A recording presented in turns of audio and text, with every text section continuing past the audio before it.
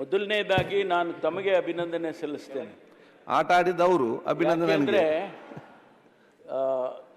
ಈ ರೀತಿ ಅಂತಾರಾಷ್ಟ್ರೀಯದಲ್ಲಾಗಲಿ ಅಥವಾ ರಾಷ್ಟ್ರ ಮಟ್ಟದಾಗಲಿ ಕ್ರೀಡಾಪಟುಗಳು ಗೆದ್ದಂಥ ಸಂದರ್ಭದಲ್ಲಿ ಅವರನ್ನು ಅಭಿನಂದಿಸುವಂಥ ತಾವು ಈ ಸದನಕ್ಕೆ ತಂದಿದ್ದೀರಲ್ಲ, ಅದಕ್ಕಾಗಿ ನಾನು ಅಭಿನಂದಿಸ್ತೇನೆ.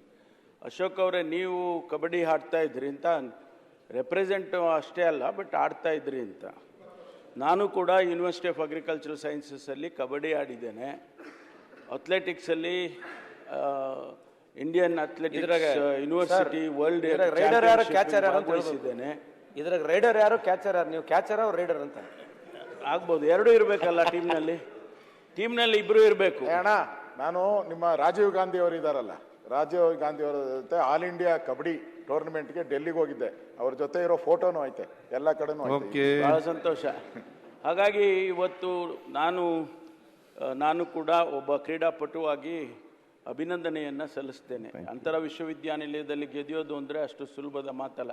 200ಕ್ಕೂ ಹೆಚ್ಚು ವಿಶ್ವವಿದ್ಯಾನಿಲಯಗಳು ಭಾಗವಹಿಸುತ್ತೆ. ಹಾಗಾಗಿ ಅವರು ಕರ್ನಾಟಕಕ್ಕೆ ಕೀರ್ತಿ ತಂದಿದ್ದಾರೆ ಅಂತ ಹೇಳಿದರೆ ನಿಜಕ್ಕೂ ಭಾಳ ಸಂತೋಷದ ವಿಚಾರ. ಹಾಗಾಗಿ ನಾನು ಅವರಿಗೆ ಅಭಿನಂದನೆಯನ್ನು ಸಲ್ಲಿಸ್ತೇನೆ.